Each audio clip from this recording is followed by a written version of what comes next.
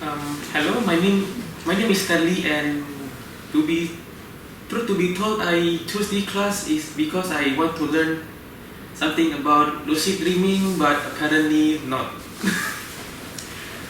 You don't have to believe what I think. You can learn something about lucid dreaming if you want. So apparently, some of us might believe that dreams have certain meanings that have the how to say it, have a metaphor about what you did in life, and it picture it inside the dream.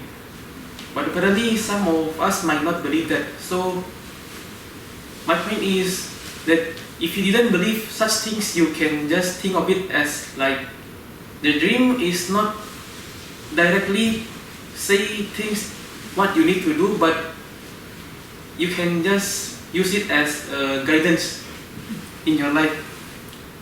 Like, the dream doesn't say what you need to do. The dream says who you are.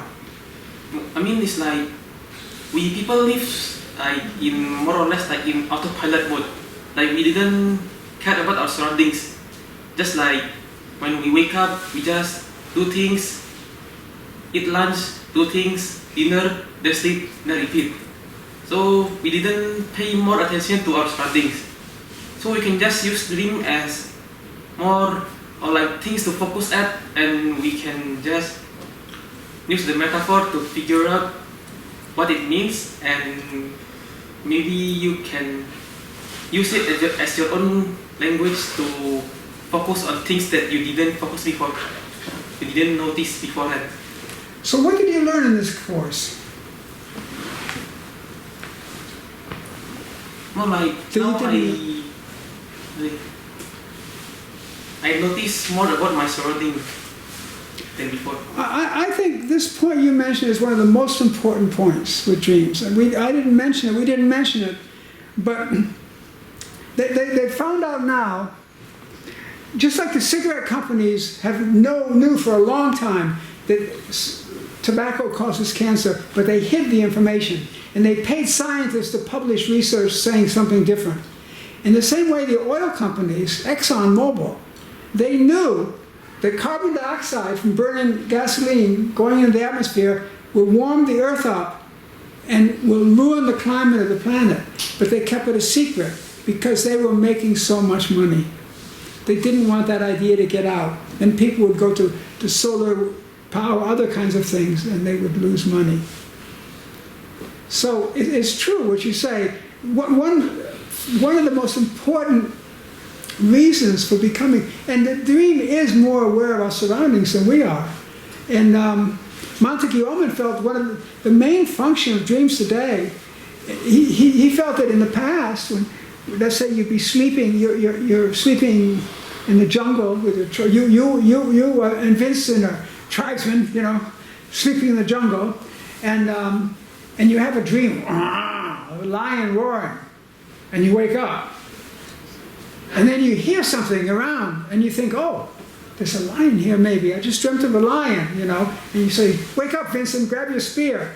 And the lion comes, but you have your spear ready by the time he gets there. In other words, he said when we dream, we sense dangers around us that help us preserve our sleep. If it's serious enough, we wake up. If it's not, we stay asleep.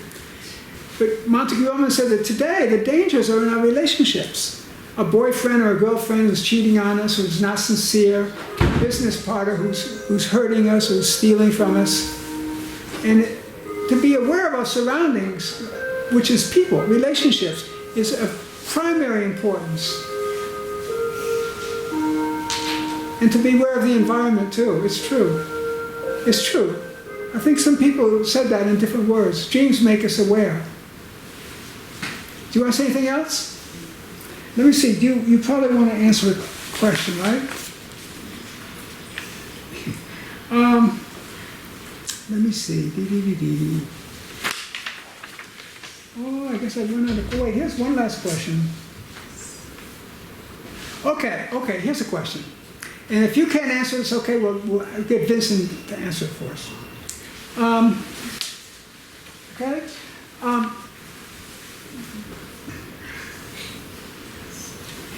the great Western psychotherapist Carl Jung, he's famous for studying dreams, but he also studied ancient religions, Christianity, Buddhism, Tibetan Buddhism, Hinduism, all the different religions, Islam, and all the ancient traditions like alchemy.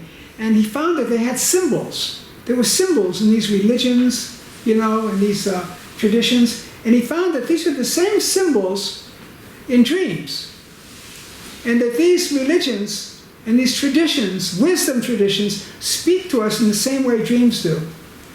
And so his idea, he looked at dreams, they looked for symbols to make sense of dreams. But when you gave your dream, or Vincent gave his, or Senya gave her, nobody had any symbols like that. What do you think? Do people you dream in those symbols nowadays? If not, what do they dream in? That's a hard question. This is a hard question. Okay. I think for me, maybe I notice my own dream symbol because most of the time I'm dreaming about is that I am naked. Are you naked? That's a common dream. A lot of people have that. But so in other words, you're saying that it's your own symbols that are in your dreams, not some symbols from the universal symbols. Okay. Just like most people have different symbols. Everybody has different symbols, and we work with dreams of everyone in this room, and everybody has different symbols. And when they first tell the dream, we can't figure it out because it's not our symbols, it's their symbols. And they don't know either, but eventually we help them and they figure it out. And that's the answer to the question. That's the right answer, is that today people don't dream in those symbols.